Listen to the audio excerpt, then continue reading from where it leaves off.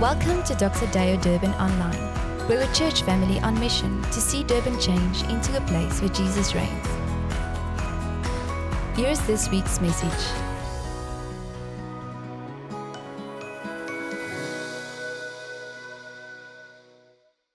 This morning, we're starting with, we're in week number 2 of a series that we kicked off with last week called Stories of Hope. And it's a time of the year that we look back and we ask a few people to share their journey and their story, maybe what God has done in their life throughout this year, especially with regards to the lens that we've trusted God to move us into. And as a family, this year, the theme for us as Doxodeo was that we would see our life stories become a reflection of God's glory. And so that's been the journey. And then last week, we looked at Jaco and Elmaret's story.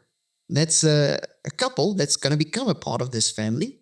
And we saw one of the ways in which we can show God's glory is to obey when He calls us to leave where we were and to go to the land that He's called us. So we looked at Jaco and Elmaret's story of how they experienced God calling them in faith to leave everything that they know with their 4 kids, and they're moving down to Durban to come and serve in this space and really trusting God to provide for that. And then after listening to their testimony, we double-clicked a little bit on another story in the Bible of a character that is also called to go and to leave where he came from, and his name was Old Father Abraham. Now, this morning, week number 2, if week number 1 was all about glorifying God by staying or by coming where He's calling you to go, week number 2, we're going to look at what does it look like when God maybe might ask you not to go, but actually to stay. I don't know about you. Maybe you've experienced this before in your life. I did. I had the privilege of this year experiencing God asking me to stay where He called me to come. So after having the faith to leave Bloemfontein about 2 years ago with my wife and I love the kids and planting a church here, which we did not know anyone sitting in front of us. March this year, most of you guys know this, but just to quickly catch you guys up on that, to the guys that's new here, March this year, I came to the point where I was wondering, did God really send me? Is this the place that He wanted me to be at? So much so that I even called the guy that leads and oversees me, and I said to him, I think God might be closing down the church. I don't think I should be here. And I was standing before a big choice, whether I'm going to stay where He's called me to be, or whether I see greener pastures elsewhere, like Trumpy and die Boksombende there in America, Trump and his guys. Maybe I should sign up and I actually put my email to get information, because maybe that's the place that I needed to be at. And I was like on the verge of compromising something quite big. The fact that I'm standing here tells you what I chose, correct? We chose to stay. And never in my wildest dreams would I have thought I would be looking at this and knowing that we're in a new space and in a new venue with a lot of new faces in front of me as I'm singing this morning. So this morning, I want us to double click on this idea. And I want to ask you, have you ever experienced God asking you to stay where He's called you to be and not to leave? He's called you to a space or a specific area in your life, and He wants you to stay here. You should not go anywhere else. Have you ever experienced that before? So this morning, as I've mentioned, if you cannot relate to this, I want to take you on a journey with me a little bit through the story of Abraham as well. And in Abraham's story, I don't know if you know that, even though many people see his act of faith as an act of going, the very next story in Abraham's life is an act of where God is asking him to stay.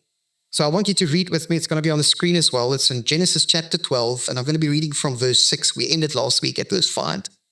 Where God blessed Abraham and He said to Abraham, I want you to stay here. We actually looked last week, just a quick highlight about that. We saw Abraham was in a place of barrenness with his wife. They couldn't get children. Then he made a few backup plans. God calls him somewhere, but he had a few backup plans for if God's picture doesn't work out well. He had a backup plan called Lot. And maybe Lot can become the one that inherits all that I have. And then lastly, we looked at why God called him. It's because God wanted to go and bless him. And His words to him was, go to the land where I will show you. Leave your father's household, leave everything behind, and go to the place I will show you. Quite important. Now, let's read from verse 6 what's happening to Abraham. Abraham passed through the land to the place of Shechem, to the oak of Moreh. At that time, the Canaanites were in the land. Then the Lord appeared to Abraham and said, "To your offspring I will give this land." So he built there an altar to the Lord who had appeared to him. From there he moved to the hill country on the east of Bethel and pitched his tent with Bethel on the west and Ai on the east. And there he built an altar to the Lord and called upon the name of the Lord. And Abraham journeyed on, still going towards the Negeb. Now there was a famine in the land, so Abraham went down to Egypt to sojourn there, for the famine was severe in the land.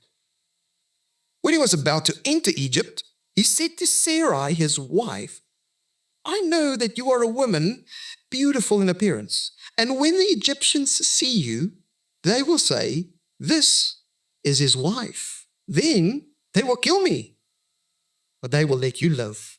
Say you are my sister, that it may go well with me because of you, and that my life may be spared for your sake." When Abraham entered Egypt, the Egyptians saw that the woman was very beautiful.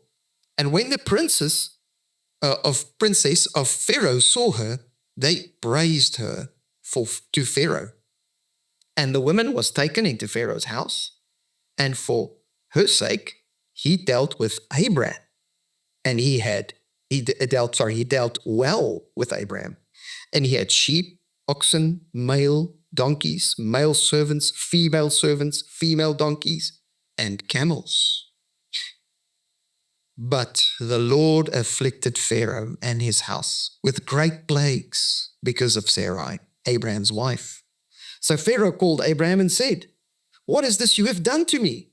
Why did you not tell me that she was your wife? Why did you say, 'She is my sister'? So that I took her for my wife. Now then, here is your wife, take her and go." And Pharaoh gave men orders concerning him, and they sent him away with his wife and all that he had. We're only reading that far. That's the end of Genesis chapter 12. Cool. What an interesting story with a lot of interesting things going on in this story. And the way I'd like to unpack this story with you guys this morning is I want us to look at the story, break it up into 3 different scenes as we're going to unpack what's really going on here. And hopefully, as you're doing this, you'll be able to identify in your own life, maybe where God calls you to a place to stay, and then how you go through a season, challenge, and as we'll see, compromise, and then finally, how God responds to that compromise. So the first scene that we're going to look at is called the call to stay. That's the first part of Abraham's story. Now, to quickly set that up for you guys, we find that in verse 6 and verse 7. That's scene number 1 in our story. And it says that Abraham followed God faithfully, and he came into the land of Canaan. And as he arrived in Canaan, he sojourned across that space, and then he got to a place in Canaan called Shechem. And there was a tree called the oaks of Moreh. Now, what is this all about, and why am I standing still at this verse? Well, because I think as in every story, setting is of the utmost importance. So what I want to do is I quickly want to color in setting. If you watch a movie with a school hall in it, what are you expecting? Some other teenager movie about it with me? Or maybe the movie opens up in a scary house. What are you expecting? Horror movie? Maybe it opens up on the deck of some other American big ship with aircraft carriers on it. What are you thinking? Yeah, you're thinking Tom Cruise, nah. Top Gun, yes, exactly. Okay, so setting is everything in this picture, and we need to see the setting. Now, as part of this process with the setting, I also want to remember and remind you guys, this for all the Bible nerds out there, I want to teach you how the Bible functions and how it works. So we're going to do exactly the same as we did last week, because if you don't know this, the Bible is actually created so beautifully and so wonderfully written. It works like this. It's putting stories next to one another, repeating the same pattern, but something else different in the pattern. And by doing that you compare stories to one another, you discover significant nuances and details, and it causes you and asks you to reflect and need to ask questions. So in other words, the Bible is giving you the easiest, the most distinctive way of learning stuff by comparing things to one another, but it's also asking you to work a little bit for the cookies, because the cookies is not on the bottom shelf. They're sometimes on the top shelf, and you sometimes need to ask some questions and work for it. So let me quickly just explain to you guys what I'm talking about comparison and how that helps us to remember or to see. So here we have 3 banners. They're all banners. But if you look at this banner and you compare it to this banner, what's different? Or what? Maybe what's the same? They're both banners, and they both have this little logo, DD Durban on it. But then, different photo, different message. You discover a lot of new things about it. Do you guys see? So that's kind of like what we're going to do now. We're going to put 2 stories next to one another in the Bible, and we're going to look at the difference between the 2, almost like these 2 stands. They're both stands, same color. But what can you see? This one is a little bit higher than that one. That one is a little bit slanted this way. This one is like this. You guys see? So when you start looking at the details, you discover new things. And last week, we looked at the story of Abraham and Sarah, who's a couple, compared to the first couple that we find in the Bible, Adam and Eve. And that's how we discovered, just a quick recap for the guys, Adam and Eve were called to be fruitful, multiply, fill the earth, and they were blessed before God said to them, this is what I want you to do. I want you to fill the earth with more of my image and my likeness. And now we meet a couple, and they're unable to do it. And God meets them in that space, and he calls them towards a place where they can fulfill what they were created for. And we looked at that a little bit deep.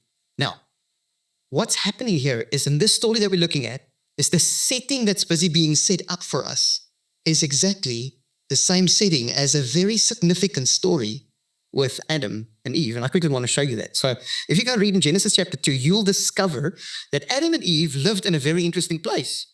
They lived in a place called Eden. And then in Eden, that was towards the east, God planted a garden. And then in the middle of that garden, he planted 2 very significant trees. Tree number 1 was the tree of the knowledge of good and evil, and tree number 2 was the tree of life.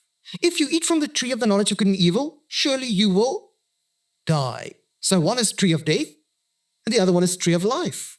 So in this story, it tells us that if you eat from the tree of death, how do you eat from that tree? By deciding in your own eyes what is good and what is not good.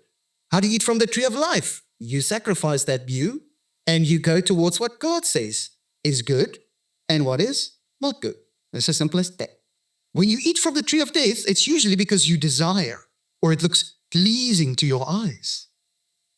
That's exactly the way Eve looked at the fruit of that tree.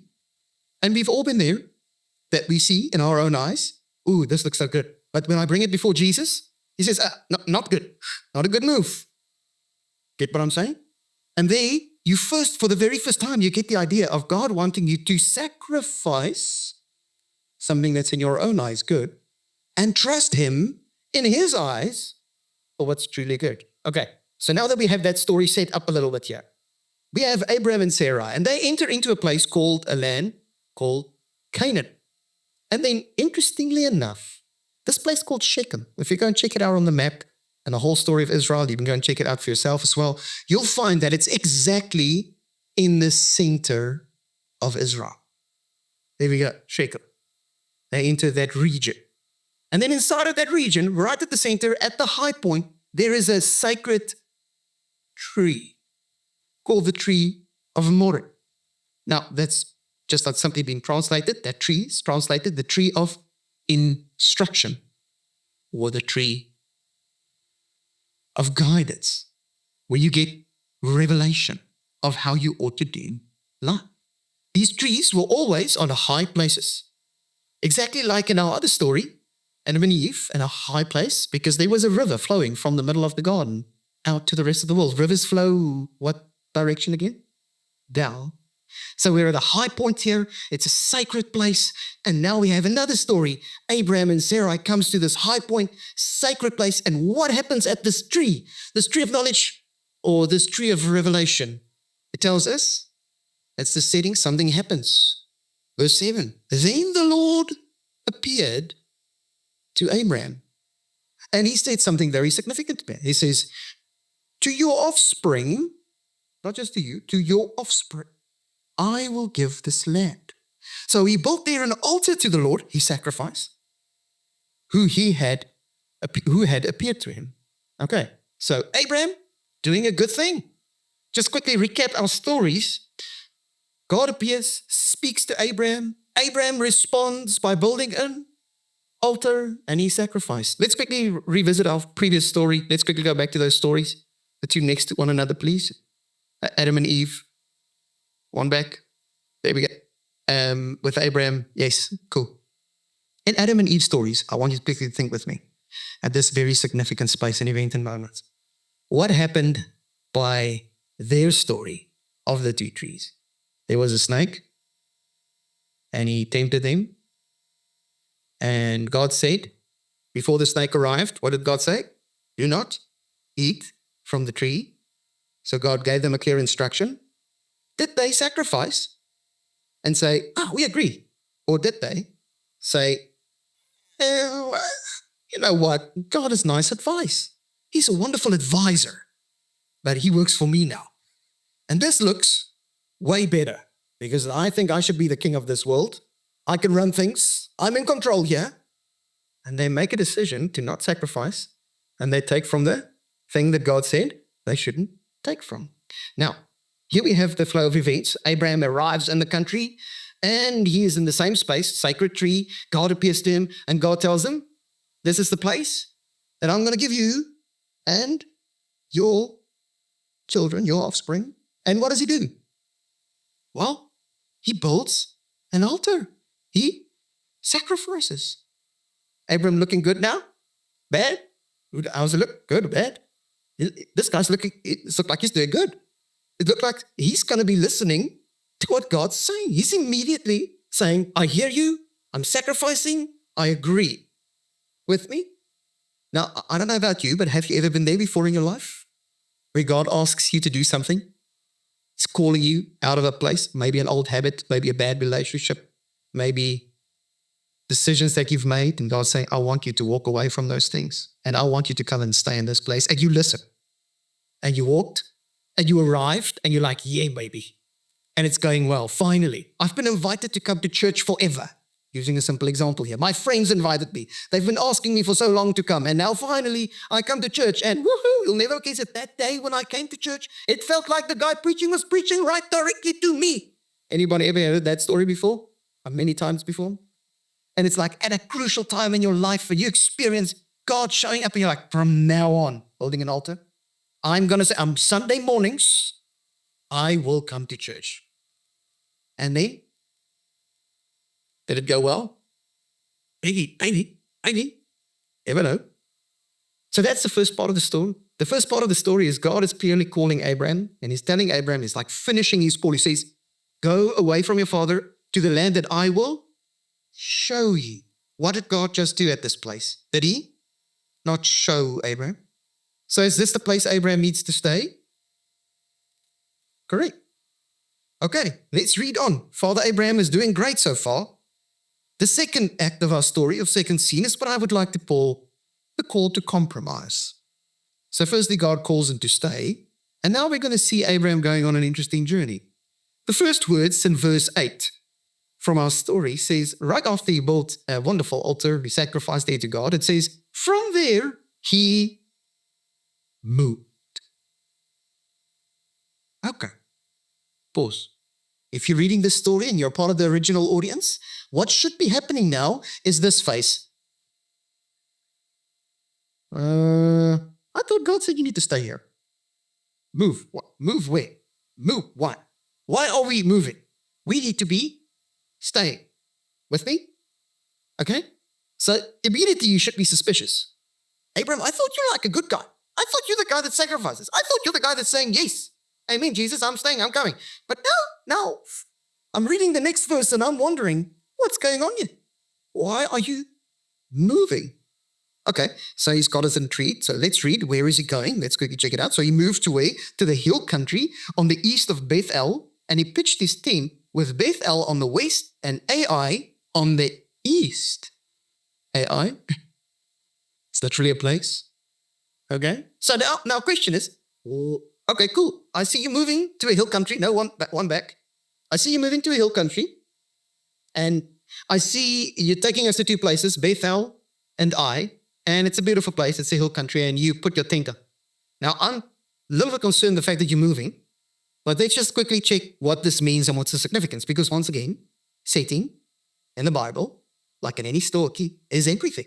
So let's quickly color in the setting. Where is our good friend Abraham finding himself currently? So he's looking something like this. Next slide. Bethel and Ai, and there we have the tent. Okay? And what's really interesting is if you look at this, the map of Israel, he was just at the center point, and now he started moving his southwards. So things are going south for Abraham now. Okay? He's moving down. You with me? And he's moving to a very specific location, a location that he positions himself in between two very significant cities. Cities that will play a very big role into the future, and they will be colored in that we can see really what happened here. So many times when you read a story and you have like questions, you should read more stories that's connected to that city so that you can discover what was actually really going on here. With me? Okay? So the story goes as follows. Bethel, the name Bethel means house of God.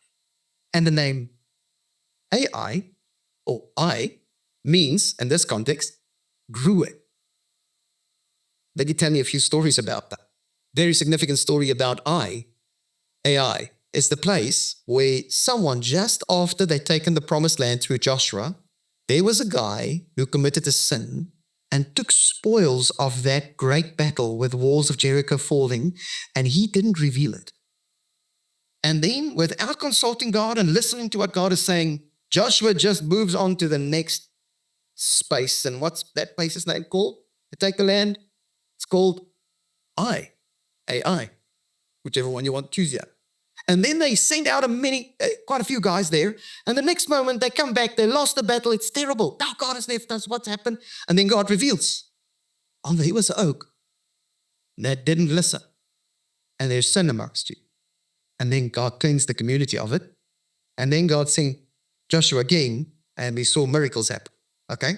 So, but it's a place that represents ruin, where you make a massive effort of relying on self. In your own eyes, you think, we're going to take this baby down.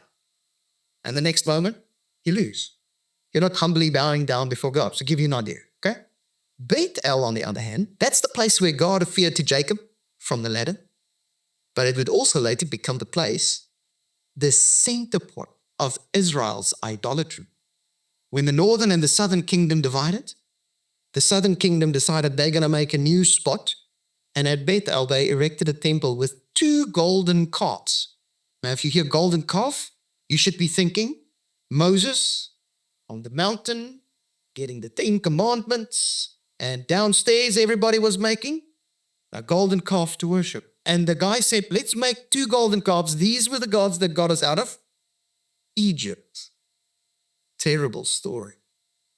Okay, so where is Abraham finding himself? Story is setting itself up well now when you look at the setting. Now, Abraham is finding himself right in between, I would say, a rock and a hard place.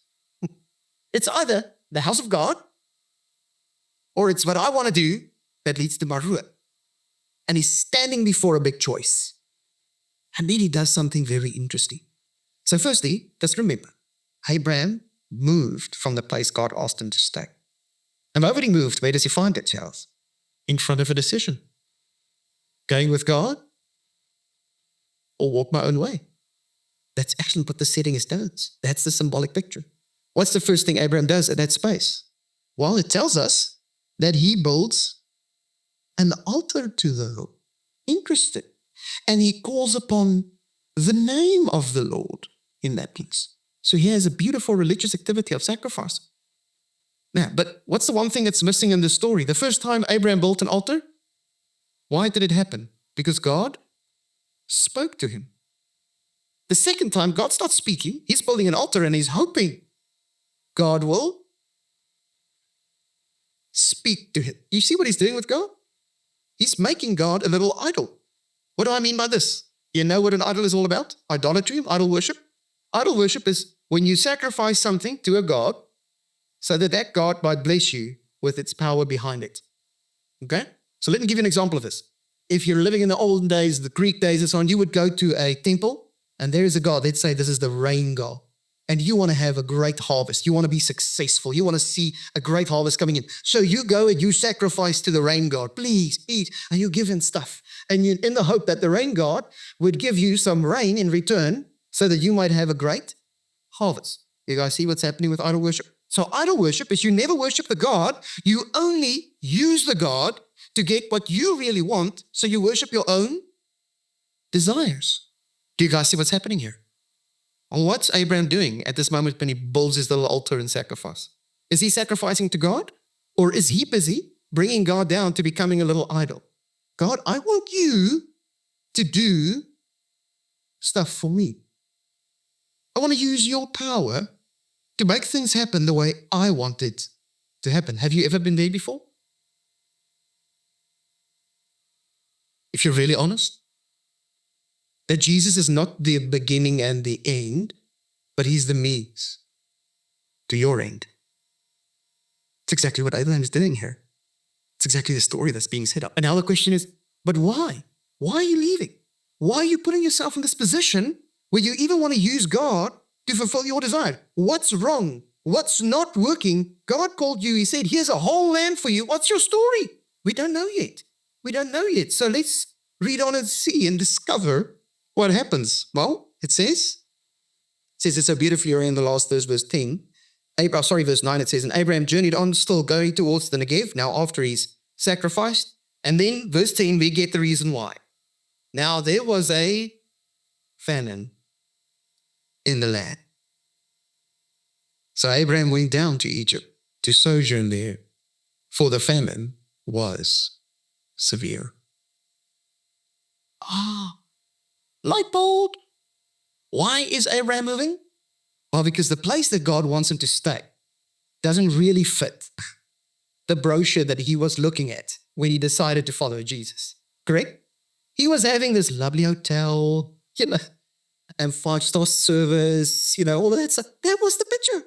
I'm going to follow this God, and he's going to bless me. Guys, it's going to be amazing. Check it out. I landed his booking spot, and it's a 1-star hotel. It's clearly not working for me. Stuff is a bit rough. Ever been there before? God asks you to stay, and then everything around looks like it's dying. There's a famine in the land. And you're like, I don't want to stay. Ever been there? And then what's the first thing you do? We compromise. So in essence, Abraham saw the tree that was in the middle of the garden, the tree of life. You guys get what I'm saying? But now he's looking for some greener pastures. He's walking towards another tree.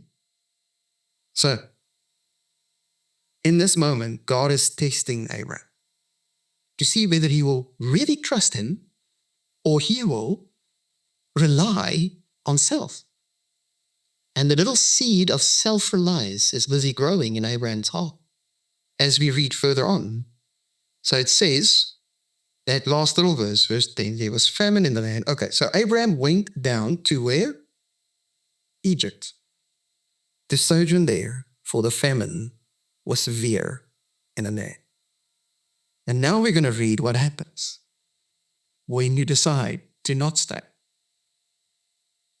And to do that, I also want to again take you on a middle gym by comparing these stories.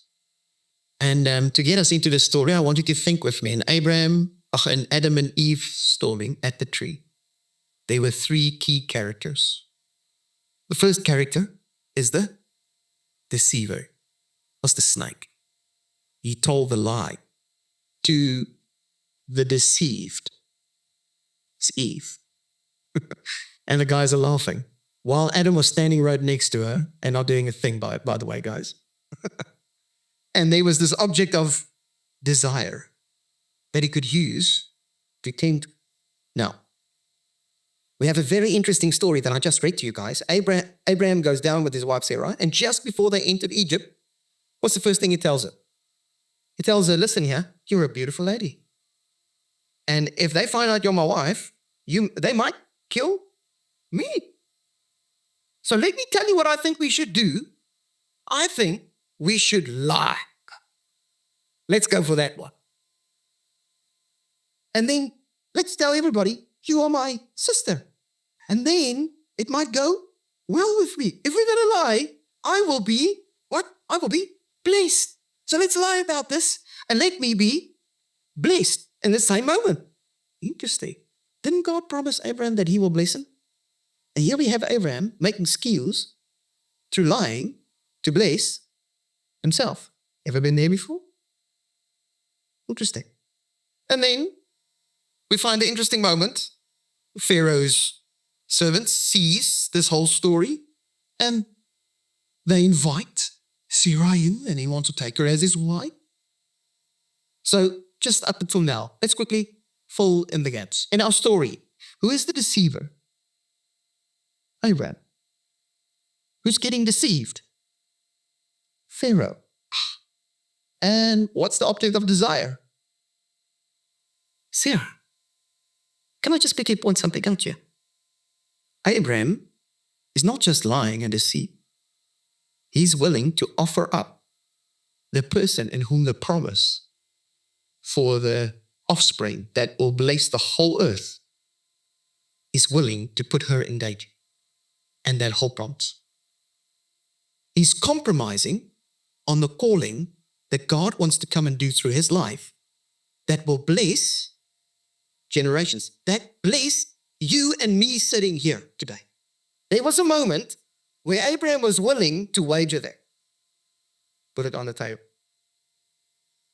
Guys, do you hear what I'm saying?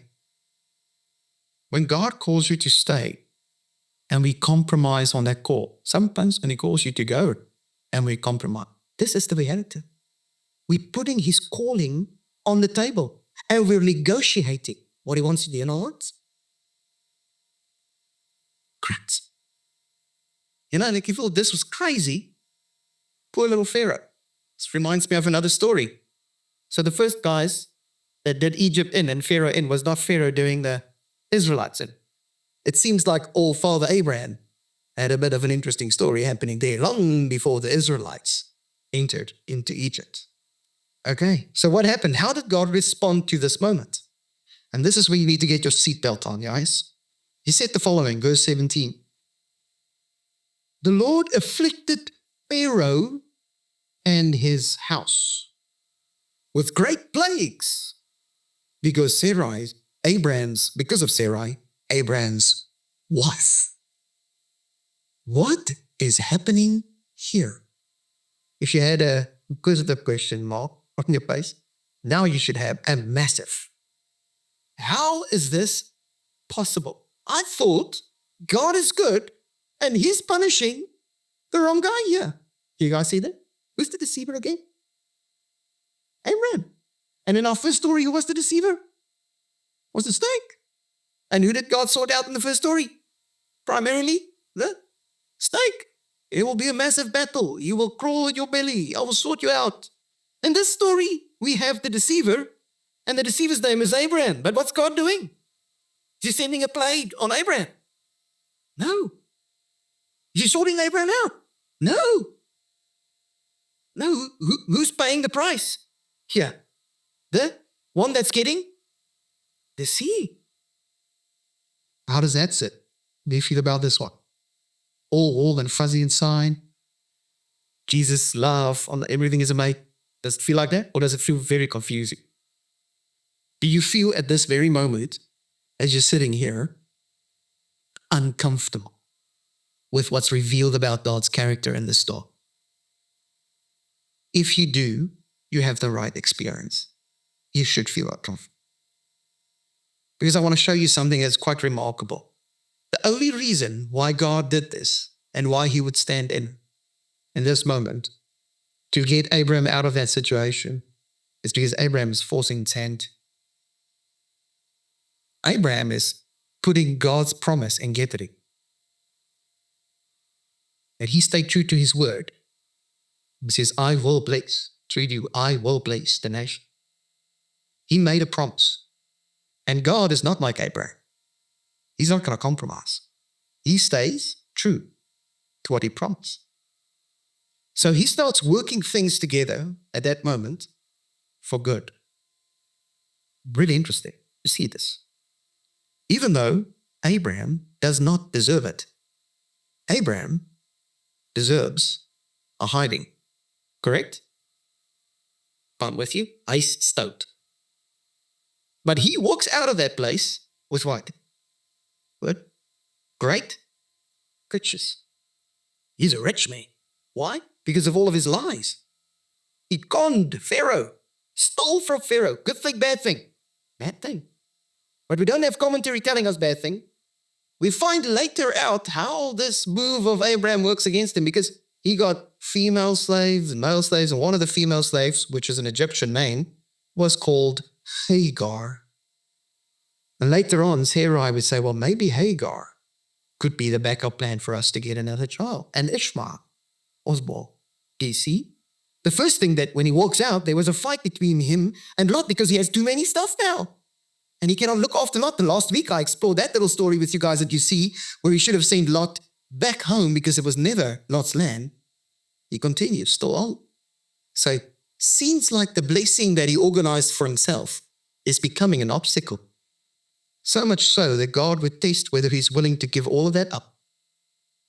And through him, in any case, bless Egypt. Because the story before Pharaoh decided to enslave the Egyptians was a story where God sent someone of Abraham's family called Joseph, so that Egypt might become the most powerful city in the region, most powerful land because of God's blessing through Joseph. Kind of like God is working this thing together for good, even though Abraham lies, schemes, deceives, and becomes a snake himself. Now, the reason why I'm putting this story, and I think the biblical writers are putting this on the table, is this reminds me of another story. Probably the most famous story of all. It's a story with a man on a cross that's paying the price for our deceptive ways. And we should be punished, like Abraham should be punished, but we walk away with an invitation to the riches, not of our own work, but of his grace. Of him. We get, not through scheming, but through the generosity and the goodness of God, we get the right to be called children.